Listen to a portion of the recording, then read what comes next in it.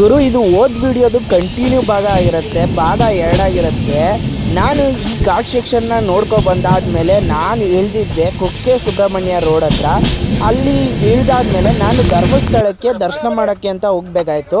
ಅಲ್ಲಿಂದ 150 ರೂಪಾಯಿ ಕೊಟ್ಟೆ. ನನಗೆ 150 ರೂಪಾಯಿ ಕೊಟ್ಟಿದ್ದಕ್ಕೆ ಕರ್ಕೋಗಿ ಧರ್ಮಸ್ಥಳಕ್ಕೆ ಡ್ರಾಪ್ ಹಾಕಿದ್ರು. ಟಿಲಿ ನಾನು ಹೋಗಿದ್ದು. ಕಾರಲ್ಲಿ ಹೋಗ್ಬೇಕಾದ್ರೆ ಕಾರಲ್ಲಿ ಹೋಗ್ಬೋದು, ಎಲ್ಲ ಕಡೆಯಿಂದ 150 ರೂಪಾಯಿ ಆಗುತ್ತೆ. 60 ಕಿಲೋಮೀಟ್ರ್ ಇರುತ್ತೆ. ಅದಾದಮೇಲೆ ಧರ್ಮಸ್ಥಳದಲ್ಲಿ ಬಂದು ಇಳಿಸಿದ್ರು ನಮ್ಮನ್ನ. ಈ ಸ್ಪಾಟಿಗೆ ಇಳಿಸ್ತಾರೆ. ಈ ಸ್ಪಾಟಲ್ಲಿ ಇಳಿದ ತಕ್ಷಣ ಮಳೆ ಬರ್ತಾಯಿತ್ತು ಅಂದ್ಬಿಟ್ಟು ಒಂದು ಕಾಫಿ ಕುಡಿದೆ ಗುರು. ಆ ಕಾಫಿ ಅಂತೂ ಕುಡಿಬೇಡಿ ಎಲ್ಲೂ ನೀವು ಧರ್ಮಸ್ಥಳದಲ್ಲಿ, ಚೆನ್ನಾಗಿರಲ್ಲ. ಅದಾದಮೇಲೆ ಈ ಹೋಟ್ಲಲ್ಲಿ ಅಪ್ಪಣ್ಣ ಅಂತ ಹೋಟ್ಲಲ್ಲಿ 40 ರೂಪಾಯಿ ಕೊಟ್ಟು ಅನ್ನ ಸಾಂಬಾರು ತಗೊಂಡೆ. ಅನ್ನ ಸಾಂಬಾರು ತಿನ್ನೋಕ್ಕೆ ಟೇಸ್ಟಿಯಾಗಿತ್ತು, ನಮ್ಮ ಮನೆ ಊಟದಂಗೆ ಇತ್ತು. ಮತ್ತು ಇಲ್ಲಿ ಸೀಟಿಂಗ್ ಕೆಪಾಸಿಟಿನೂ ಚೆನ್ನಾಗಿದೆ, ನೋಡ್ಬೋದು ನೀವು.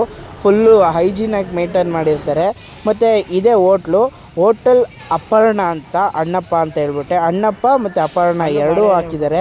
ಅದಾದಮೇಲೆ ಹಿಂಗೆ ಲೈನಿಗೆ ನಿಂತ್ಕೊಂಡೆ. ನಾನು 4:15 ಆಗಿತ್ತು. 5 ಗಂಟೆಗೆ ದರ್ಶನ ಅಂತ ಹೇಳಿದರು. ಲೈನಿಗೆ ಹೋಗಿ ನಿಂತ್ಕೊಂಡೆ. 4:15ಗೆ ಬಿಟ್ಟರು ಕ್ಯೂನ. ಅದಾದಮೇಲೆ ತಂದು ಒಂದು ಹಾಲಲ್ಲಿ ಕೂಡಾಕಿದ್ರು ಗುರು.